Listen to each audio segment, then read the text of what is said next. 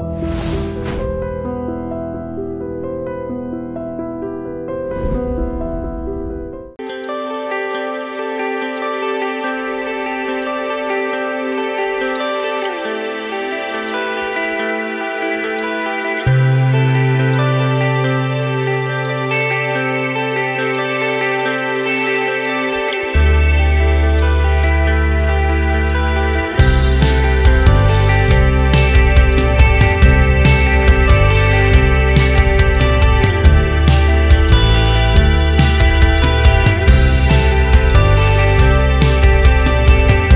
అందరికీ తెలుసు, నేను ఎప్పుడైనా ఒక సినిమా నచ్చితే ఎవరు అడిగినా అడగకపోయినా నా అంతటి నేను ఆ సినిమా గురించి చెప్పడం నా ధర్మంగా, నా సీనియారిటీతో అని భావించేవాడిని.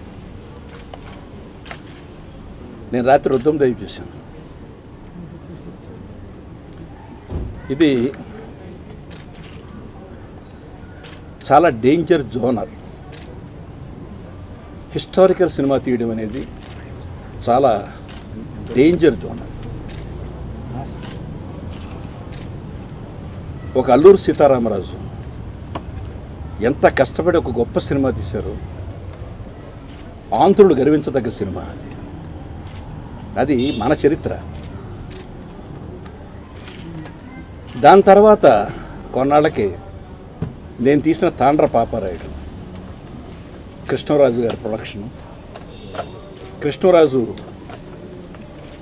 నటించిన సినిమా అది ఒక చరిత్ర. అది ఆంధ్రుల చరిత్రే, మన చరిత్ర. అది 1987. 87 నుంచి మళ్ళీ 2015 వరకు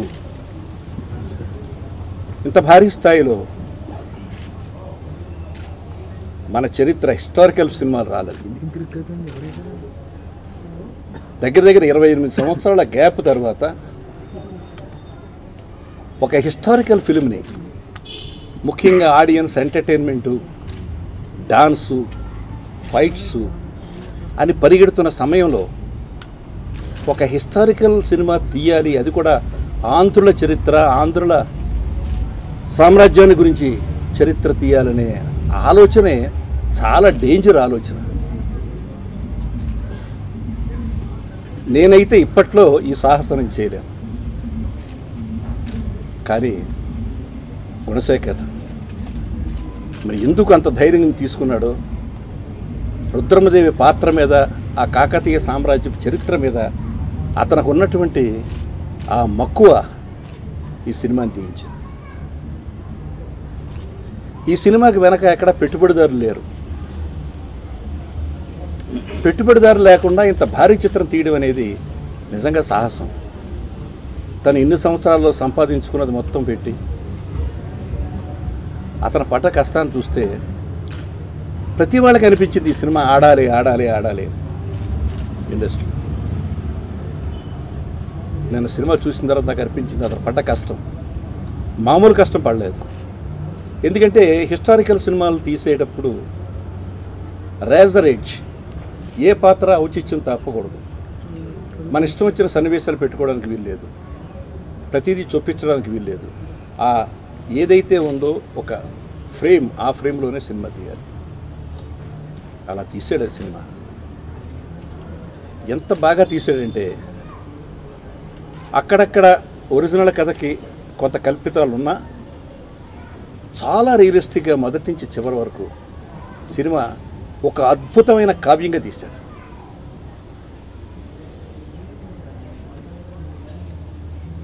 ఇందులో అతిశయోక్తి ఏం లేదు. తను నన్ను ప్రెస్ మీట్ పెట్టమని అడగల. ఇలాంటి సినిమా గురించి జనానికి చెప్పాల్సిన బాధ్యత, నైతిక బాధ్యత ఇండస్ట్రీలో ఉన్న సీనియర్స్ అందరికీ ఉందని నేను భావిస్తున్నాను. ముందుగా ఇండస్ట్రీలో ఉన్న వాళ్ళు ప్రతి ఒక్కళ్ళు ఈ సినిమా చూడాలి. ప్రజలను పక్కన పెట్టండి. Industry has to see this film. ఎందుకు తీయాలి ఇలాంటి సినిమాలని? ప్రపంచంలోనే ఒక ఆడది, ఒక స్త్రీ పాలించే అధికారం లేదు, కుర్చీలో కూర్చునే అధికారం లేదు, వంటింట్లోనే ఉండే అధికారం ఉంది అని చెప్పిన ప్రపంచంలో సింహాసనం మీద కూర్చుని ఏలగలిగిన మహిళ ఆ శక్తి ఉంది అని ప్రపంచం మొత్తంలో చెప్పిన ఫస్ట్ హిస్టరీ రుద్రమదేవి. ఈ రుద్రమదేవి చరిత్రను తీసుకుని ఇటలీలో మొట్టమొదటిసారిగా ఇటలీ రాణిని చేశారు. ఆ తర్వాత ఎంతోమంది మహిళామూర్తులు ఆ సింహాసనాలు ఎక్కారు. అలాంటి కదా, అది ఎవరు మన తెలుగు వాళ్ళు కదా, ఆంధ్రులు కదా. ఏదో ఇది వరంగల్ అంటే తెలంగాణ సినిమా ఏమో కాదు, అసలు చరిత్ర తెలుసుకోవాలి. రాజమహేంద్రవరం నుంచి మొత్తం అద్భుతంగా పాలించినటువంటి కాకతీయ ఆంధ్ర మహానుభావులు. ఇలాంటి కథ ముఖ్యంగా students awareness for the history, చరిత్ర తెలుసుకోవడానికి ఇవాళ యూత్ చూడాల్సిన, యూత్ అంటే చదువుకునే స్టూడెంట్స్ చూడాలి. ఇలాంటి సినిమా అతను తీశాడు. దర్శకుడిగా అతని సినిమాలు అన్నీ చూశాను. దర్శకుడిగా తనకంటూ ఒక ప్రత్యేకమైన ఒక స్టైల్ ఉంది. అది సొగసు చూడతరమా దగ్గర నుంచి, లాఠీ దగ్గర నుంచి అతనుకున్న ఒక డిఫరెంట్ స్టైల్, ఒక బాల రామాయణం దగ్గర నుంచి ఒక డిఫరెంట్ డైరెక్టర్ కనపడతాడు. కమర్షియల్ ఆస్పెక్ట్స్, కమర్షియల్ డైరెక్టర్ వదిలేసేయండి, కమర్షియల్ సక్సెస్ చాలా ఉన్నాయి అతనికి. బట్ ఈ ఆస్పెక్టు చాలా డిఫరెంట్ ఆస్పెక్ట్. బాలరామాయణం ఎవరు తీయాలని సాహసించరు, అలాగే సొగస్తోడు తరమ ఎవరు తీయాలని సాహసించరు. అవి చేశాడు.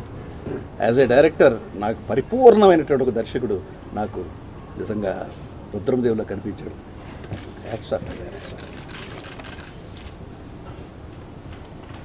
ఇక అనుష్క, షీఈజ్ ఏ గ్లామర్ డాల్. గ్లామర్ సినిమాల్లో పాటలు, డాన్సెస్, మాటలు అన్నీ చాలా బాగుంటాయి. నేను అరుంధతిలో చూసి చాలా బాగా చేసింది. నాకు ఐఎమ్ వెరీ హ్యాపీ. ఎందుకంటే కోడి రామకృష్ణ చేతుల్లో ఆ అమ్మాయి అరుంధతిగా నా శిష్యుడి చేతుల్లో బ్రహ్మాండమైన పేరు తెచ్చుకుంది. అయినా ఇంకా తృప్తి పడలేదు. నేను ఒక మహానటులు నటులు కోవలోకి వచ్చిందని అనుకోలేదు. ఎందుకంటే మహానటి అంటే ఓ సావిత్రి గారు, ఓ వాణిశ్రీ గారు, ఓ జయసుధ, ఓ సుజాత, ఇలా లెక్కలేసుకుంటూ ఉంటాను. నాకు ఈ సినిమా చూసిన తర్వాత మహానటీమణుల కోవలోకి అనుష్క చేరిందని మాత్రం 100%. What a beautiful performance, what a beautiful performance. అసలు ఎక్కడ అంటే ఎంత క్లిష్టమైన పాత్ర అంటే మనకు తెలుస్తూ ఉంది ఆ అమ్మాయి అనుష్కని. ప్రజలందరికీ రాజు మగవాడిగా చూపించాలి. ఎక్కడ ముఖ కవలికల్లో తేడా వచ్చినా దొరికిపోతుంది. అది తెలియకుండా నటించాలి. లోపల తన ఆడదాన్ని అని తెలిసిన తర్వాత ఆ లోపల పడే మదన, దానికే చాలా తెలివిగా వాయిస్ని కూడా చాలా బోల్డ్ చేశాడు. చాలా ఎంత బాగా చేసిందంటే నిజంగా ఆ అమ్మాయి లేకపోతే ఈ సినిమా తీయడం వేస్ట్. ఆ అమ్మాయి కోసం ఈ సినిమా తీశాడు. ఆ అమ్మాయి చేసిన కోఆపరేషన్ తోటి ఈ సినిమా ఇంత గొప్పగా వచ్చింది. లైఫ్లో ఒకసారి దొరుకుతాయి ఇలాంటి క్యారెక్టర్స్, లైఫ్ టైం క్యారెక్టర్స్ దొరకవు, ప్రతి వాళ్ళకి దొరకవు, ప్రతిసారి దొరకవు. నువ్వు టాప్ హీరోస్తో 100 సినిమాలు చేయి, కానీ ఇలాంటి సినిమా ఒక్కటే చరిత్రలో మిగిలిపోయింది. కృష్ణ గారు 300 సినిమాలు చేశారు, అల్లూరి సీతారామరాజు ఒకటే మిగిలిపోయింది. వెరీ రేర్ అమ్మ. జనరల్గా ఇప్పుడు హీరోయిన్స్ ఇలాంటి పాత్రలు చేయడానికి ధైర్యం కూడా చేయరు. ఎవరి గురించి చెప్పాలన్నా అన్ని క్యారెక్టర్లు అద్భుతంగా చేశారు. గోనగన్నారెడ్డి, అర్జున్, బన్నీ, వాడికి ఒక 4 ఎంట్రీస్ ఉన్నాయి పిక్చర్లు. అసలు 4 ఎంట్రీస్ మామూలుగా లేవు. ఇంట్రడక్షన్ అయితే అదిరిపోయింది. ఒక వీరుడికి ఎలాంటి ఇంట్రడక్షన్ ఉండాలో అలాంటి ఇంట్రడక్షన్. అతను టవర్ ఎక్కడం అనేది మీరు చూస్తుంటారు అందరూ. టవర్ ఎక్కడం అనేది సామాన్యంగా తీయలేదు. Wonderful introduction. నిజంగా వాడు చిన్నవాడు, నా కళ్ళ ముందు పుట్టినవాడు, నేను వాడిని పెద్ద మాటలు అంటే వాడికి ఆయుష్ తగ్గుద్ది. నిజంగా ఈ సినిమాలో నేను యాక్ట్ చేస్తాను అని తనంతట తను వాడు వాలంటరీగా వర్క్ చేసి సినిమా చేసేలాడంటే ఈజ్ గ్రేట్. హీరోల్లో అది కావాలి. ఇలాంటి ఒక గొప్ప సినిమా తీసేటప్పుడు అవసరమైతే ఒక్క సీన్ అయినా సరే, నేనే చేయాలి అనుకున్న సీన్ ఒకటున్నా సరే నేను చేస్తాను అనే స్పిరిట్ హీరోస్లో రావాలి అంటే అర్జున్ బన్నీ వాడి నిదర్శనం. నిజంగా ఎంతో బాగా చేశాడు. Today is the commercial pull థియేటర్లో వాడి డైలాగ్స్కి దానికి. ఇక మిగతా ఆర్టిస్టులోకి వస్తే రాణా ఈజ్ గుడ్, బాగా చేశాడు. ఆ క్యారెక్టర్ని చాలా స్టడీగా చేశాడు. ఇక కృష్ణరాజు గురించి చెప్పకల్లా అతనికి అలాంటి వెన్నతో పెట్టింది ఇచ్చా. Special mention Prakash Raj. ఇన్ని సినిమాల్లో చేశాడు. నాకు విన్నప్పుడల్లా వాడి భాష మీద ఏంటి ఈ భాష అని అనిపిస్తూ ఉండేది. ఎక్కడో చోట సినిమాలో భాష మీద పూర్తి కంట్రోల్తో చేసిన సినిమా ఇది ఒకటే. తెలుగు భాషని తెలుగు భాషలాగా ఉచ్చరించాడు. చాలా బాగా చేశాడు. అట్లాగే మిగతా ఆర్టిస్టులు అందరి గురించి నేను చెప్తూ నాకు ఒక్కటే బాధ అనిపిస్తుంది. పెద్ద సినిమా ఎప్పుడు రిలీజ్ అయినా 2 వారాలు 3 వారాలు గ్యాప్ ఇచ్చి సినిమా ఆ పెట్టిన ఖర్చుకి సినిమా బ్రతకడానికి ఇండస్ట్రీ ఆలోచించేది. ఈ సినిమాకి 6వ రోజున 7వ రోజున తర్వాత మళ్ళీ సినిమా మీద సినిమా వచ్చేస్తుంది. నిజంగా అది బాధ అనిపిస్తుంది. అంటే సినిమా స్టాండ్ అయ్యి సినిమా బాగుంది అన్న సినిమాకి థియేటర్లు కొత్త ఏర్పడుతుంది. ఫర్ ఎగ్జాంపుల్ గుంటూరు ఉందనుకోండి, గుంటూరులో నాకు తెలిసి 16వ తారీఖుకి 7 థియేటర్లు తీసేస్తున్నారు.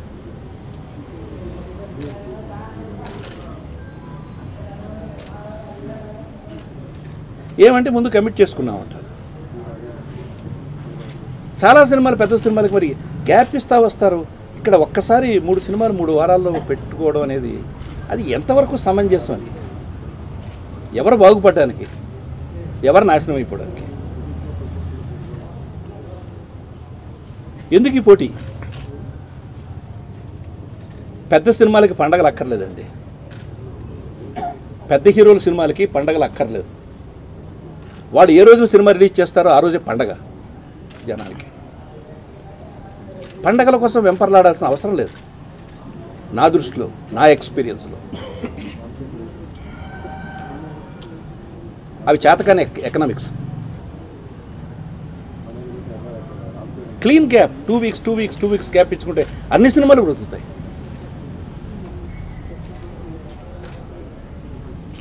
అదొక్కటే బాధగా ఉంది. ఈ సినిమాకి ఇంకొక వారం రోజులు వేరే సినిమా లేకుండా గ్యాప్ కనుక వచ్చుంటే మాత్రం ఈ సినిమా చరిత్ర సృష్టిస్తుంది. ఇది చెప్పాలనే మీ అందరిని పిలిచాను, నా మనసులో ఉన్న మాట చెప్పాలని. So thank you very much. మీరు రెస్పాండ్ అయ్యారు, వెంటనే వచ్చారు. Thank you very much. So అక్కడక్కడ నేను విన్నా ఫస్టే కలెక్షన్ తక్కువ ఉన్నాయంట అని మాట్లాడిన మాటలు ఎందుకంటున్నారా? ఈ మాటను నేను ఎంక్వైరీ చేశాను. మొదటి రోజు ఆంధ్రప్రదేశ్ మొత్తం ఈ సినిమా 9,40,00,000 చేసింది share. It is not gross, it is share. రెండో రోజు 6,20,00,000 చేసింది.